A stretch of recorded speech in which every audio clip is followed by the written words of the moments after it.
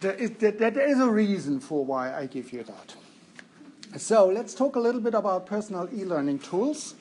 And I think Peter, Gus, and Pam already mentioned that,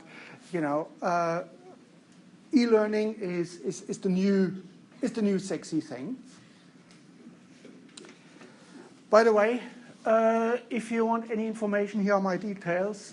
p.klapper, that's my email. I've got a Twitter account, pk_Kent. A YouTube channel, that's my own channel, pk11kent. I have a few videos on there, so if you want to check that out. And you can find me on Facebook. How many people are actually on Facebook? How many are actually use Facebook for teaching? Oh, wow, that's cool. Okay, maybe I can convince you to do something with that. So, first of all, obviously you can tell I don't have very accomplished slides. I hate PowerPoint with a passion. And sorry if I say that, but Prezi makes me seasick. So, that's why I'm a simple guy. And so what I want to discuss really with you is WIFM. You know all WIFM? No? It stands for what's in for me. Why would I want to do personalized learning?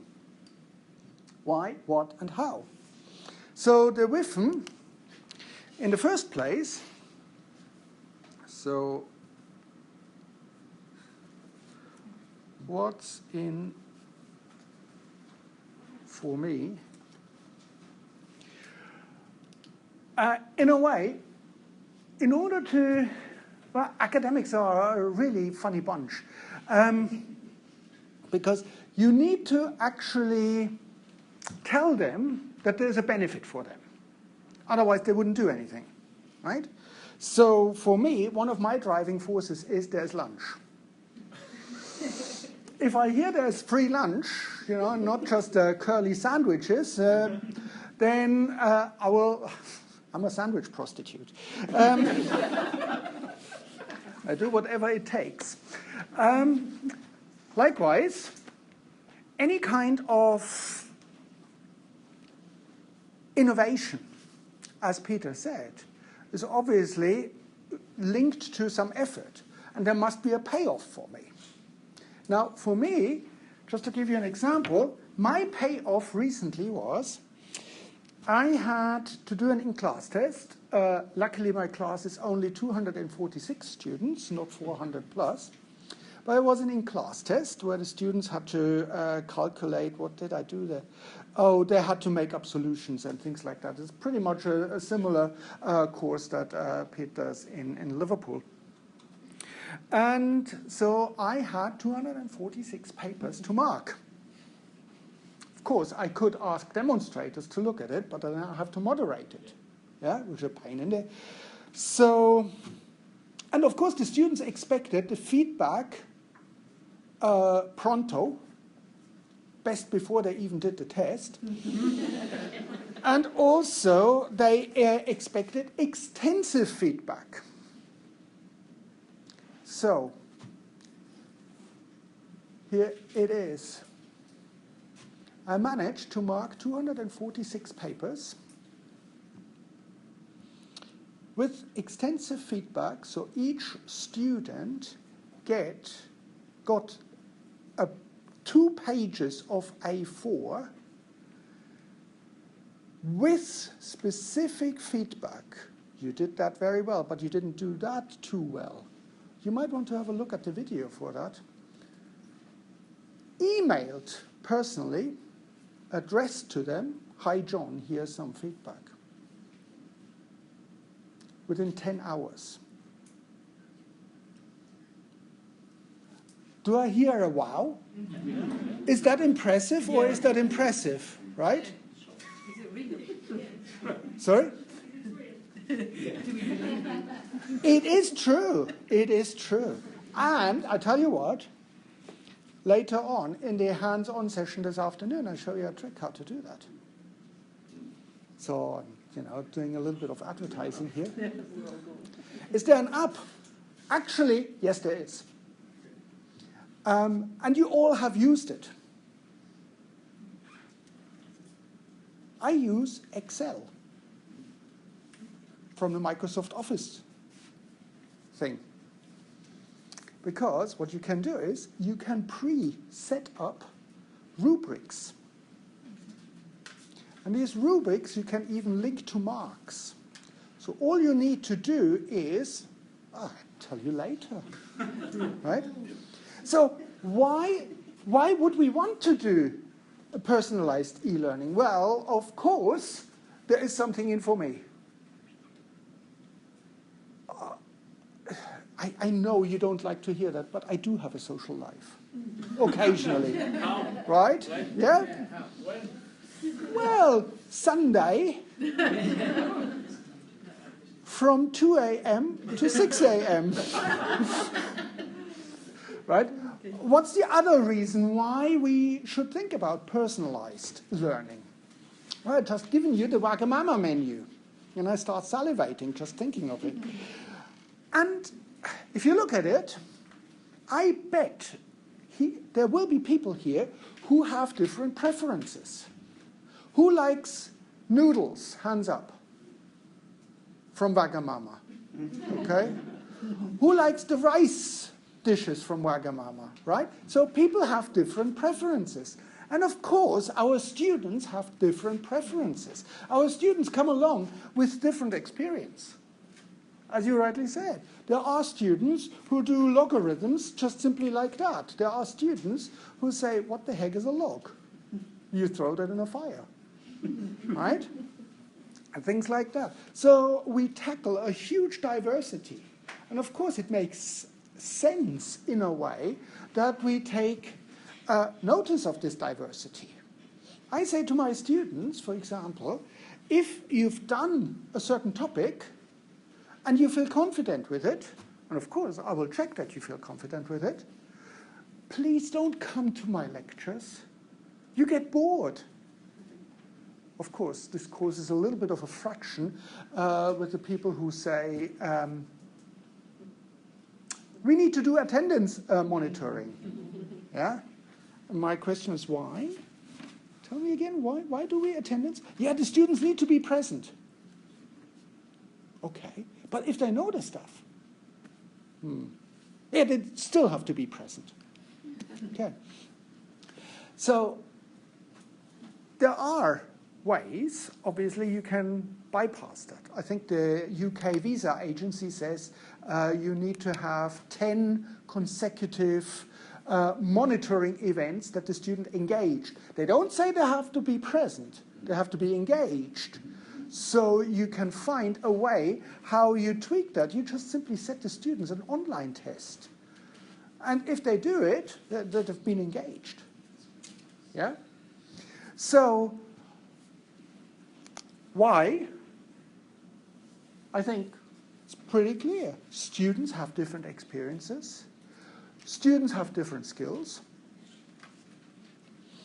and different preferences. When I have to learn something new, my head of school said,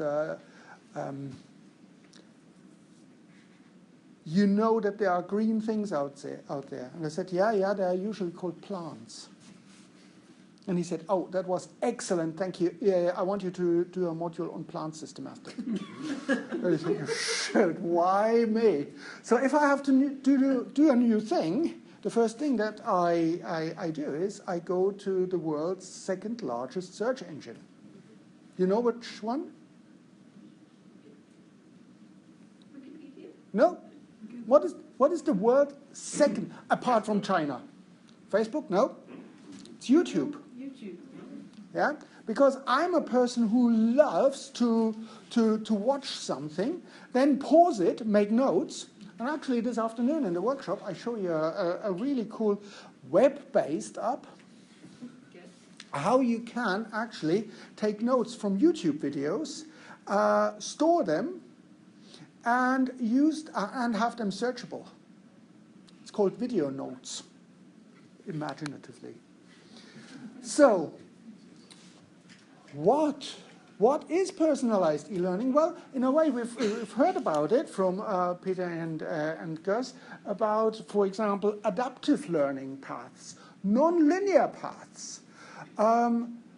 Very often, if I say to my students, you have to start here and you will end here, the student goes, really? Do I have to do that? I know that bit here. I don't know that bit in the middle, but I know that bit over there.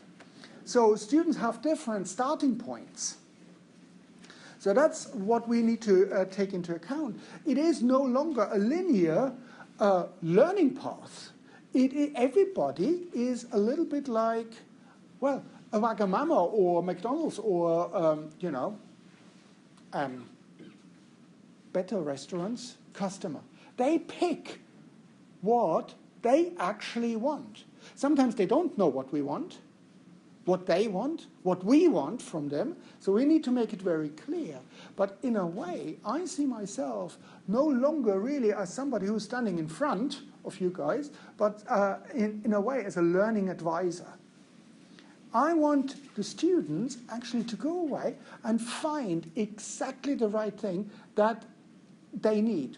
And I'll tell you another story which made me really think about what we are doing here. A couple of years ago, you probably know about these module evaluations at the end of the, and Peter said, he was at the receiving end of the stake of not such a good evaluation. That happened to me as well. Usually I get good module evaluations. But a couple of years ago, a student said, Klapper's lectures are fun. Great. But they didn't work for me. What? Holy chicken nugget. How can you say that? So the student said, so I had to go away and teach myself all that material. You can imagine what this meant to me, right? First, anger. You lousy little so-and-so, I'm working my off, yeah, and you give me an evaluation like that. Do I really deserve that? If I find out who you were, yeah? You are... Okay, after about 10 minutes, it was, oh my God, I let the student down. How could I do that? I'm a bad person. How is it possible that I didn't deliver what the student actually needed? I'm a really bad person. And then sort of the conscious thinking set in. I've got 250 students. Can I really be expected to deliver it for everybody in exactly the way that they need it? Actually, maybe I'm not such a bad person. Actually, maybe this is just the nature of the beast. And even more important, didn't do the student actually what we would expect from a good student? The student identified a problem. The student said, okay, I don't understand that, what he's talking about, but obviously it is important. So I go away, find the resources that help me to understand it. I know that the student passed because nobody failed this module. Yeah? So obviously, the message for me was teach less. Let them do the work. Right? In a way, there's an excellent book that's called The Lazy Teacher's Handbook.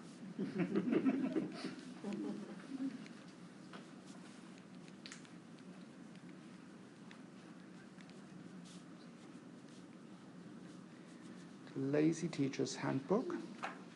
And what really sold this book is the author said there's something wrong with our school system because after a whole day, I go home, I'm completely knackered, and the students go partying. Yeah? It should be exactly the other way around. It's true. Yeah? So, what? Let them do the work. Let them find the resources. Okay? So, how are we going to do that?